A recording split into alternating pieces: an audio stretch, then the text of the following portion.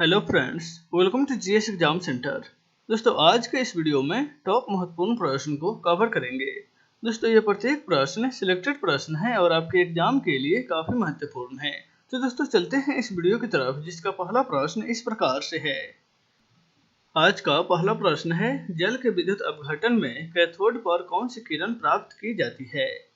जल के विद्युत अपघटन में राइट आंसर होगा ऑप्शन ए, हाइड्रोजन गैस जो है वह प्राप्त किया जाता है। जल के विद्युत अपघटन के समय कैथोड पर हाइड्रोजन गैस प्राप्त होती है।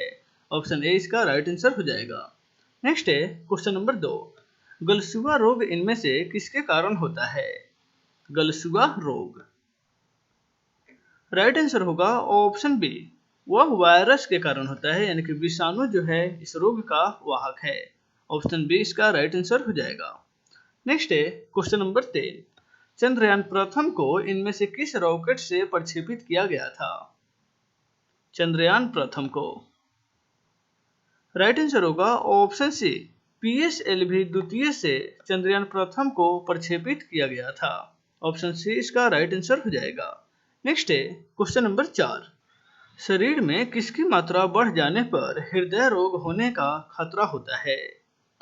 शरीर में इनमें से किसकी मात्रा बढ़ जाने पर हृदय रोग होने का खतरा होता है?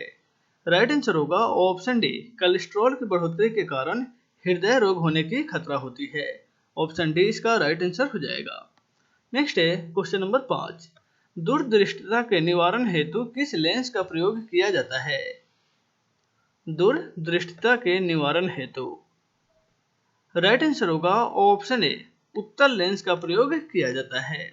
नेक्स्ट है क्वेश्चन नंबर 6, बीसीजी का टीका किस रोग से छुटकारा पाने के लिए लगाया जाता है?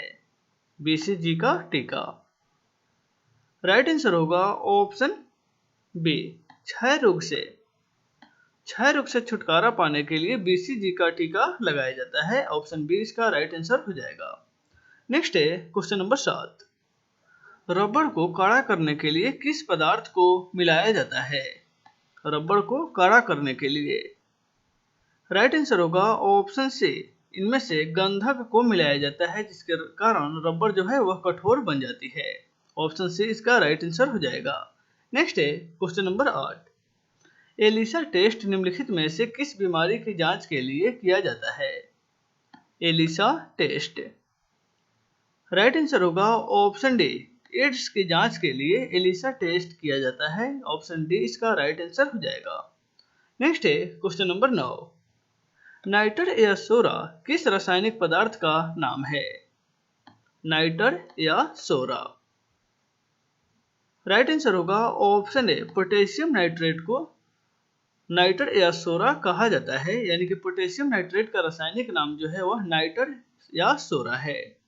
नेक्स्ट है क्वेश्चन नंबर 10, गहराई और खड़ापन बढ़ने से समुद्र के पानी का घनत्व कैसे बदलता है? गहराई और खड़ापन बढ़ने से समुद्र के जो पानी है उसका घनत्व पर क्या प्रभाव पड़ता है? क्या प्रभाव पड़ता है? राइट आंसर होगा ऑप्शन बी, उसका घनत्व जो है वह बढ़ जाता है, यानी कि समुद्र जो है जितनी गहरी होगी और उसमें खड़ापन होगा तो उसका घनत्व जो है वह बढ़ जाता है।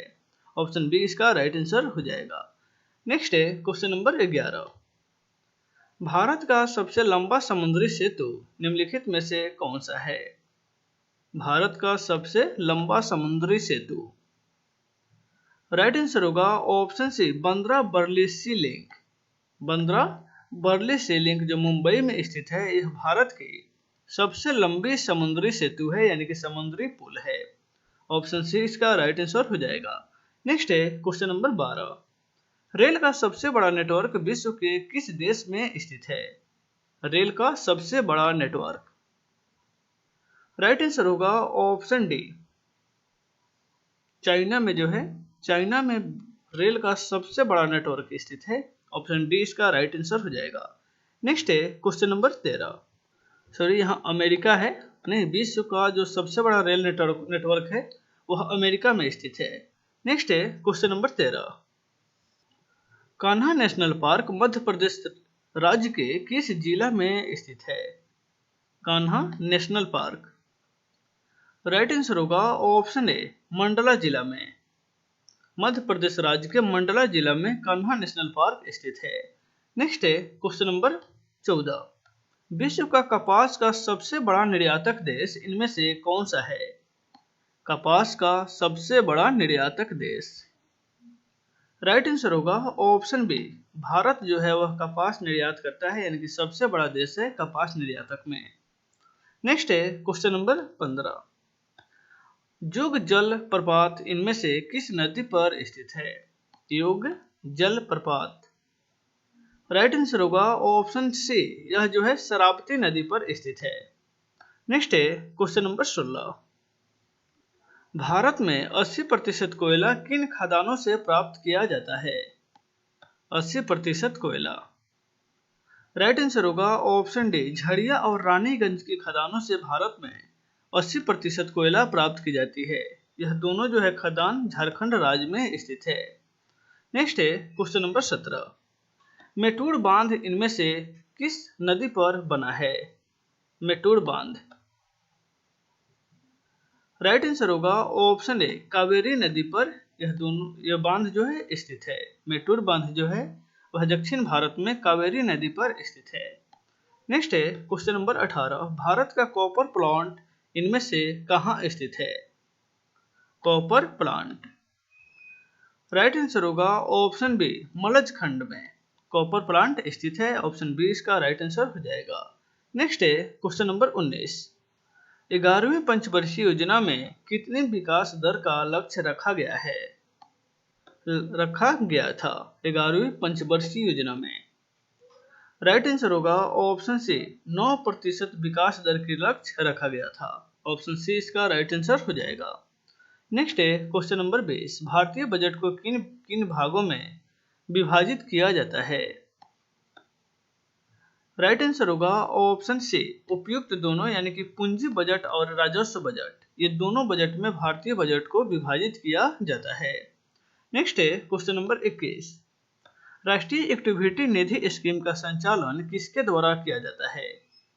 राष्ट्रीय एक्टिविटी निधि स्कीम का संचालन।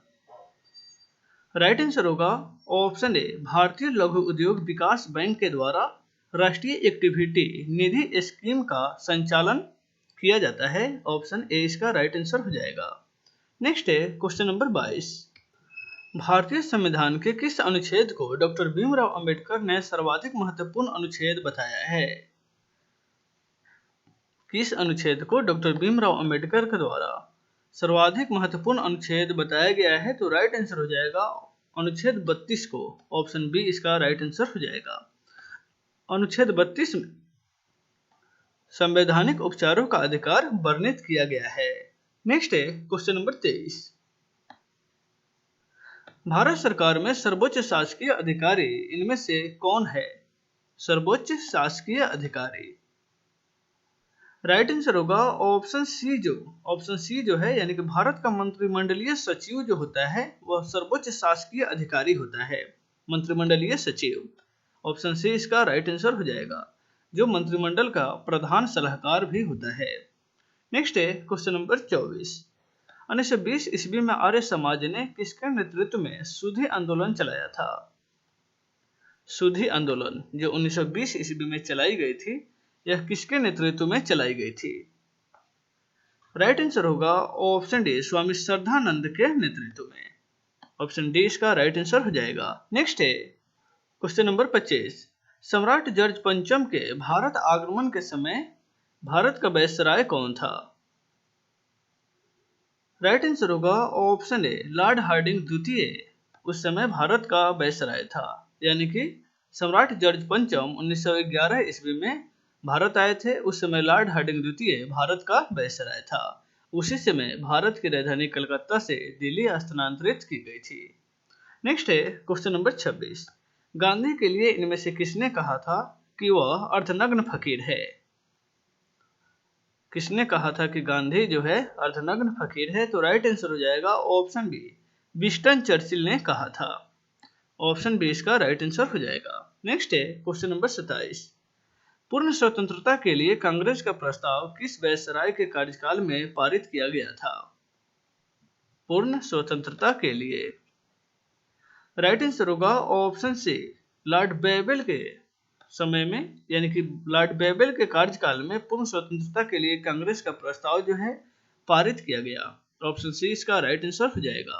नेक्स्ट है क्वेश्चन नंबर 28, विद्रोही कविता की रचना इनमें से किस कवि के द्वारा किया गया था? विद्रोही यह कविता है जिसकी रचना काजी नजरुल इस्लाम के द्वारा किया गया था। ऑप्शन डी इसका राइट आंसर हो जाएगा, काजी नजरुल इस्लाम। नेक्स्ट है क्वेश्चन नंबर 29, बंगाल के द्वितीय विभाजन के समय गवर्नर जनरल कौन था? बंगाल के द्वितीय विभाजन के समय राइट आंसर होगा ऑप्शन ए, लॉर्ड माउंटबेटन जो है उस समय भारत का गवर्नर जनरल था, जो अंतिम गवर्नर जनरल रहा। उसके बाद भारत 1947 में आज़ाद रही और उसके बाद प्रथम भारतीय गवर्नर जनरल चक्रवर्ती राजगोपालाचारी बने थे। नेक्स्ट है क्वेश्चन नंबर 23, इनमें से कौन सा विद्रोह 1816 ईस्वी में प्रारंभ हुआ था तथा 1932 ईस्वी तक चला था? यानी कि 116 वर्ष लगभग कौन सा विद्रोह चला था? तो राइट आंसर हो जाएगा ऑप्शन बी, कोल विद्रोह। तो दोस्तों आज के इस वीडियो में बस इतना ही, फिर मिलते हैं नेक्स्ट वीडियो में। Take care.